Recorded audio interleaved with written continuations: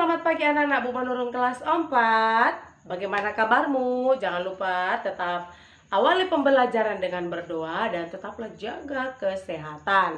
Nah, pada hari ini bertemu kembali pelajaran matematika bersama Miss Dewi Manurung yang akan membahas bagian E dari buku bosmu halaman 57, yaitu faktor persekutuan terbesar atau FPB dan kelipatan persekutuan terkecil atau KPK.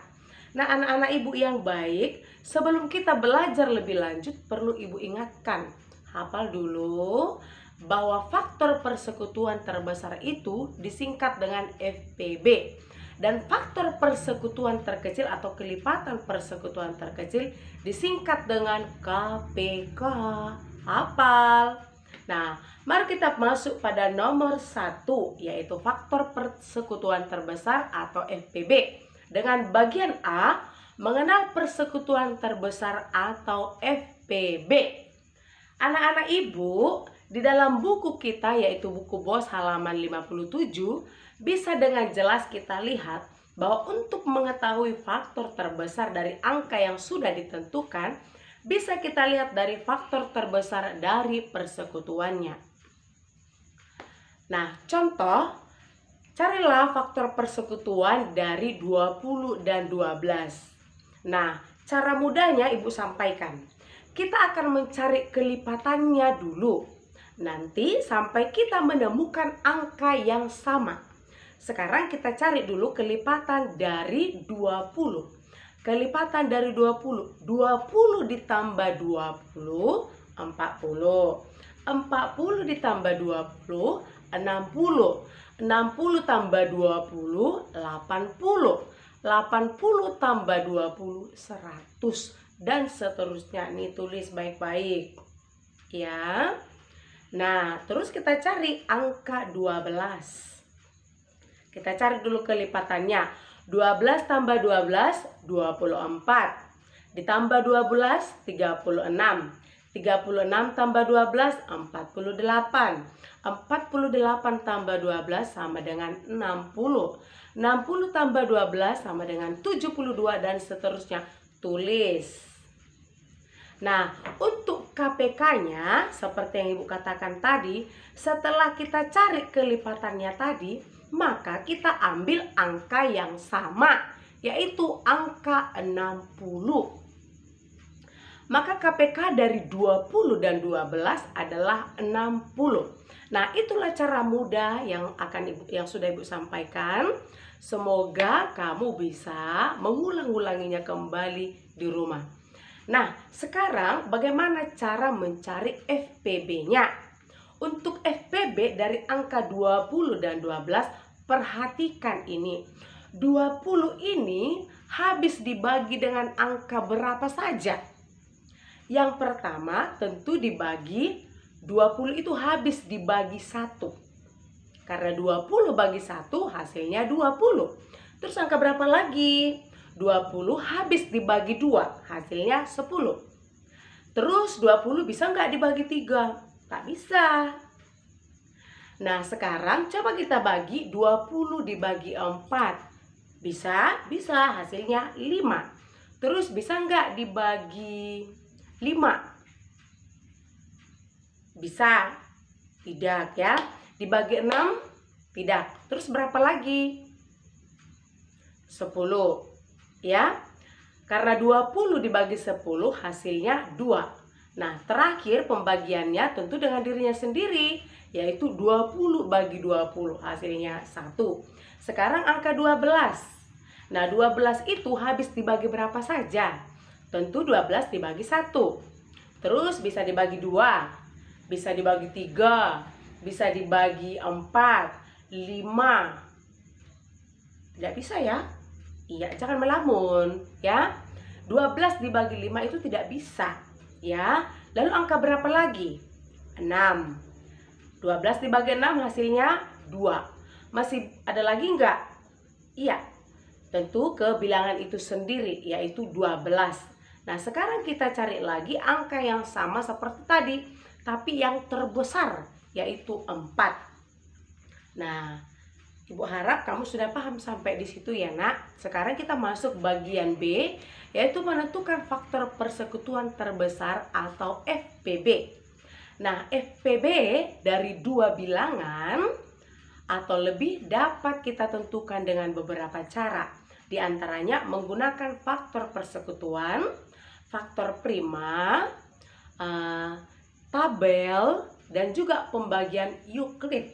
Ya, penulisannya Euclid, dibaca Euclid. Contoh, carilah faktor persekutuan terbesar dari 25 dan juga 45. Anak-anak, dari contoh yang baru saja Ibu sampaikan tadi atau yang sudah Ibu buat, tentunya kamu sudah mampu secara mandiri untuk mencari faktor persekutuan dari 25 dan 45. Nah, singkat saja, maka hasilnya adalah 1, 5, dan 25.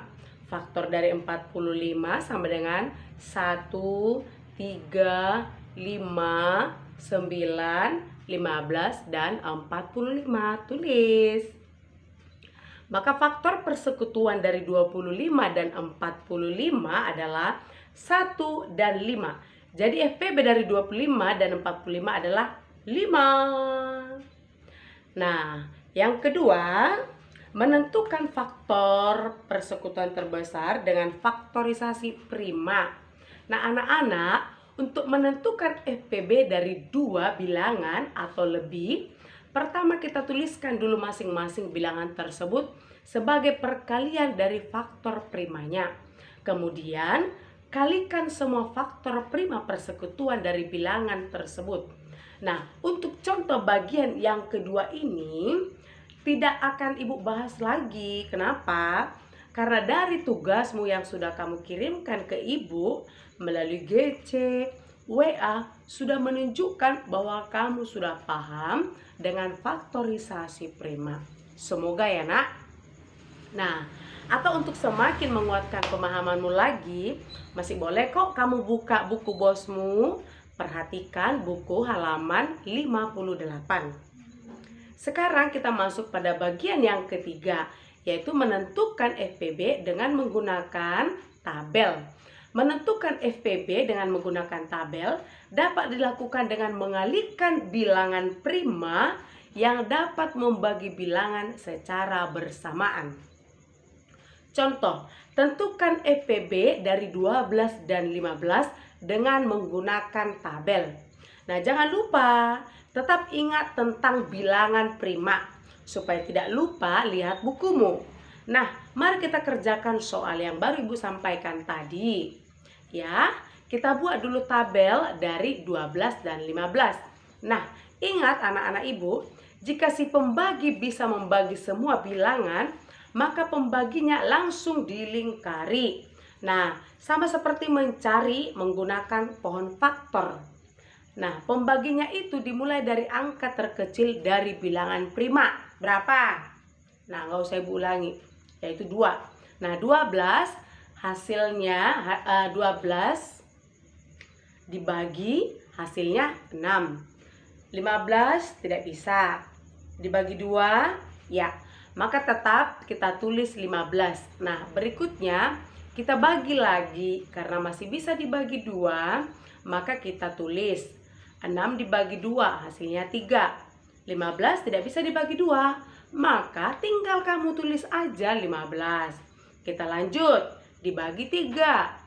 3 dibagi 3, hasilnya 1. 15 dibagi 3, hasilnya 5. Ingat anak-anak Ibu, 3 bisa membagi semua bilangan yang ini. Ya, berarti harus kita lingkari. Nah, tuliskan ini baik-baik. Sekarang kita bagi dengan 5. 1 tidak bisa dibagi 5. Maka kita tulis tetap 1. 5 dibagi 5 hasilnya 1. Perhatikan tabelnya ini nak. Nah, tabel akan selesai jika hasilnya itu sudah 1 semua ya nak. Nah, sekarang kita cari FPB-nya. Perhatikan tabel ini lagi. Lihat, pada pembaginya ada yang Ibu lingkari. Nah, angka yang dilingkari itu berarti itu namanya FPB. Karena hanya 3, berarti FPB-nya yaitu 3. Sekarang KPK-nya. KPK berarti kita tulis semua si pembaginya ini dulu. Berarti menjadi 2 pangkat 2 dikali 3 kali 5 hasilnya 60. Nah, selanjutnya 32 kita cari juga faktornya, yaitu 1, 2, 4, 8, 16, dan 32. Nah, dari hasil yang kita cari ini dapat kita simpulkan bahwa faktor dari 24 dan 32 kita cari angka yang sama, yaitu 1, kemudian 4, kemudian 8. Nah, ini dia faktor dari 24 dan 32. Nah, sekarang kita masuk bagian yang keempat, menentukan FPB dengan pembagian Euclid. Pada pembagian ini, kita akan memanfaatkan pembagian bersisa. Contoh, tentukan FPB dari 48 dan 108. Diingat kembali bahwa pembagian Euclid menggunakan pembagian bersisa. Jika hasil bagi akhirnya sudah tidak bersisa atau udah 0, maka berhenti.